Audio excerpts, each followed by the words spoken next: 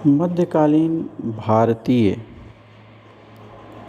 इतिहास जानने के साधन में संस्कृत साहित्य कितने महत्वपूर्ण हैं, इसकी चर्चा पिछले भाग में की गई।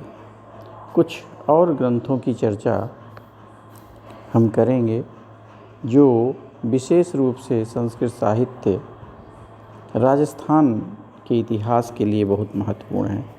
राजस्थान भारत का एक विस्तृत क्षेत्र में फैला हुआ राज्य, राजपूताना जिसे कहा जाता था, जहाँ आन बान शान परंपरा रही है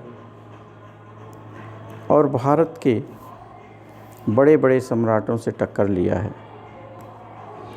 इनके बारे में जो संस्कृत साहित्य मिलता है, जिनसे हम इतिहास जानते हैं, उनमें कुछ साहित्यों की चर्चा करेंगे। जयानक ने पृथ्वीराज विजय लिखा और इससे चौहान शासकों के बारे में बहुत कुछ जानकारी मिलती है। अजमेर के साम्राज्य विस्तार, पृथ्वीराज चौहान की विजय और उनके साम्राज्य विस्तार की बहुत अच्छी जानकारी इसमें मिलती है। इसी समय मध्यकाल में कुंभा शासक ने स्वयं नृत्य रत्न कोश लिखा, जिसमें न केवल भारतीय नृत्यों का उल्लेख किया, बल्कि वह नृत्य कक्ष कैसे होते थे, जहाँ पर नृत्य होते रहते थे, इनकी भी जानकारी इस ग्रंथ से मिलती है। नृत्य की बारीकी से जानकारी करने के लिए यह इतिहास में बहुत महत्वपूर्ण ग्रंथ है। नृत्य का इतिहास। कुंभा के एक शिल्पी थे मंडन, वे भी बहुत अच्छे लेखक भी थे और नगर निर्माता भी। उन्होंने राजबल्लभ नामक पुस्तक लिखी, जिससे नगर निर्माण कला की अनेक शैलियों का पता चलता है। कैसे बनाया जाए, कहाँ बनाया जाए, क्या क्या चीज़ें ध्यान रखी जाएं, यह सब कुछ राजबल्लभ में मिल जाता है। इसी तरह एक लिंग महात्म्य, कुंभा के समय की एक रचना, मेवाड़ के शासकों की वंशावली बताने में बहुत कुछ सक्षम है। इस ग्रंथ से पता चलता है कि मध्यकाल के आरंभ में आधुनिक जो मेवाड़ नाम कहा जा रहा है, या मेवाड़ बाद पहले से भी जब हुआ, उसके पहले ये मेदपाट के नाम से जाना जाता था। मेदपाट। और हाड़ौती को हाड़ावती कहा जाता था। यह सब उल्लेख इसमें मिलता है। इसमें वर्ण व्यवस्था, आश्रम व्यवस्था का भी उल्लेख मिलता है। तत्कालीन धर्म के भी बारे में जानकारी मिलती है, समाज की जानकारी मिलती है। 15वीं सदी में हम देखते हैं कि भट्टी काव्य प्रारंभ होते हैं और उसमें विशेष करके जैसलमेर के राज्य के विस्तार के बारे में जानकारी मिलती है। जैसलमेर और लाद्रापुरी के निर्माण और शासकों की उपलब्धियों के बारे में अच्छी जानकारी हमें उपलब्ध होती है। बीकानेर नरेश कल्याणमल के आदेश से सदाशिव द्वारा रचित राज विनोद नामक ग्रंथ से भी हमें इतिहास की बहुत अधिक जानकारी मिलती है। इसमें विशेष रूप से हम बीकानेर वासियों के रहन सहन, रीति रिवाज, परंपराएं, आमोद प्रमोद के साधन अर्थात मनोरंजन के साधन और वहाँ की परंपरा के बारे में विस्तृत जानकारी राज विनोद के माध्यम से हो जाती है। इस समय के सैनिक और आर्थिक स्थिति की भी जानकारी इसमें मिलती है। बीकानेर के एक मंत्री थे करमचंद। उन्होंने एक ग्रंथ लिखा, वंशोत्कीर्तन काव्यम। वंशोत्कीर्तन काव्यम।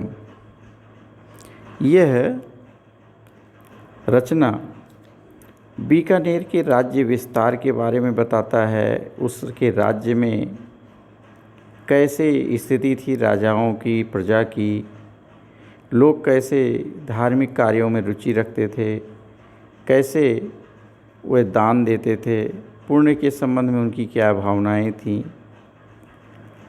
दशहरा मेला वगैरह के बारे में भी जानकारी दी गई है।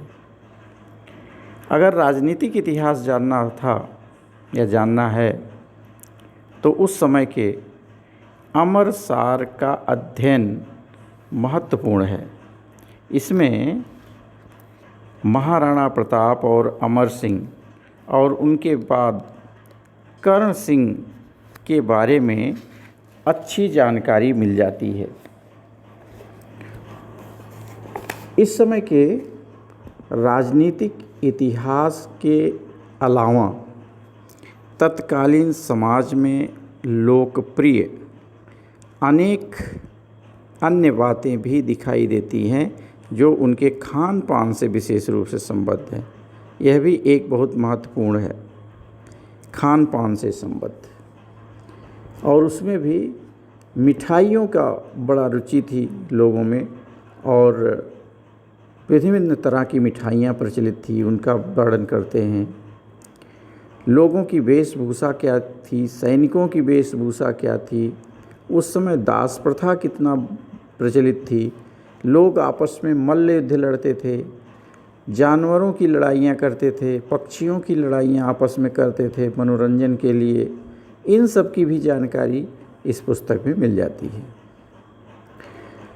इसके बाद हम बात करें जगत सिंह काव्य जो रघुनाथ ने लिखा था।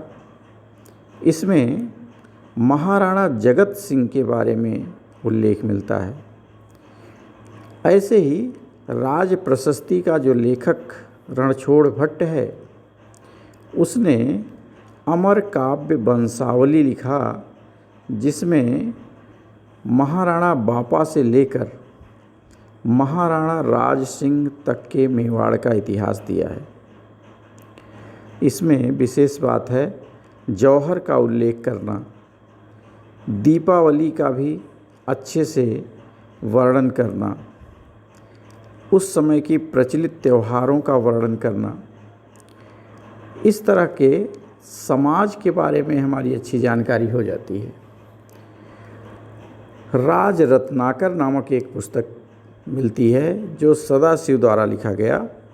इसमें महाराणा राज सिंह तक के मेवाड़ के राजनीतिक इतिहास की जानकारी मिलती है। महाराणा राज सिंह के समय किस तरह के समाज थे, साहित्य थे, किस तरह के पहनावे थे, गीत थे, लोग आपस में कैसे मिलते जुलते थे, इन सब का अच्छा ज्ञान मिलता है। जोधपुर के राजा अजीत सिंह के दरबारी कवि जगजीवन भट्ट ने अजितोदय लिखा। अजितोदय मारवाड़ के इतिहास के लिए यह भी एक महत्वपूर्ण स्रोत है। इसमें भी बहुत लंबा इतिहास मिलता है जो मारवाड़ के राजा हुए, महाराजा जसवंत सिंह और अजीत सिंह के समय विशेष रूप से जो युद्ध लड़े गए, आपस में जो संधियां हुई, उन सब का उल्लेख किया गया। इसमें राजनीति के साथ ही रीति रिवाज परंपराओं का भी उल्लेख किया गया। अगली पुस्तक हम कहें नैनचंद सूरी का हमीर काव्य, जो बहुत महत्वपूर्ण काव्य है चौहामाणों की जानकारी के लिए। चाहमाण या चौहानों की वंशावली, उस समय जो मुस्लिम आक्रमण होते हैं और चाहमानों ने जो मुस्लिम आक्रमणों से बचने के लिए, उन्हें परास्त करने के लिए उपाय किए, उनकी जानकारी भी इसमें मिलती है। इसमें यह भी बताया गया कि चाहमाणों का मूल निवास स्थान शाकंभरी, सपाद, लक्ष्य देश और अजमेर नगर था। यहाँ कैसे इसकी स्थापना हुई, क्यों स्थापना हुई, इसका भी उल्लेख है। निश्चित तौर पर उस समय के जो तत्कालीन मुस्लिम शासक थे, उनके बारे में भी इसमें उल्लेख मिलते हैं, और राजाओं ने कैसे कैसे अपनी नीतियां बनाई, उनके साथ कैसे संबंध रखे, इसका भी इसमें उल्लेख मिलता है।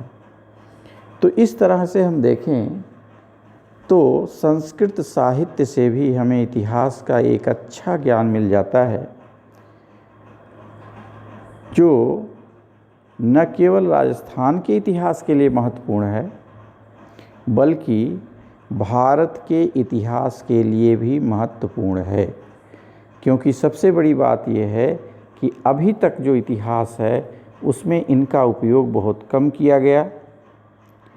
जो दिल्ली के शासक थे, भले उनकी एरिया राजपूताना से छोटी रही हो तो भी उनके जो लेखक लिख दिए, उसे हमने ठोस प्रमाण मान करके अभी तक इतिहास लिखा है। अब हम अगर इसको उसके साथ जोड़ते हैं, टैली करते हैं, तब हमें घटनाएं स्पष्ट होती हैं कि उन्होंने कितना सत्य लिखा है, कितना असत्य लिखा है, कितना वर्णन किया है, कितनी वास्तविकता है। इसके लिए हमें इन राजाओं के ग्रंथों को भी पढ़ना होगा।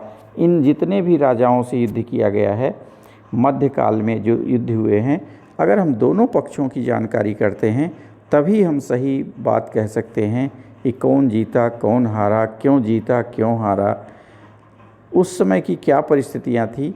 उसको हम जब तक इन साहित्यों को नहीं जानेंगे, स्थानीय जो संस्कृत साहित्य लिखे गए और स्थानीय भाषा में जो साहित्य लिखे गए, उनको जब तक नहीं जानेंगे, हम सही इतिहास नहीं लिख सकते। आज इसी क्रम में इतने तक ही रहेंगे। आगे हम और चर्चा करेंगे मध्यकालीन इतिहास जानने के साधनों के बारे में, अच्छे से अभी और जानेंगे। तो आज इतना ही, और बस, धन्यवाद।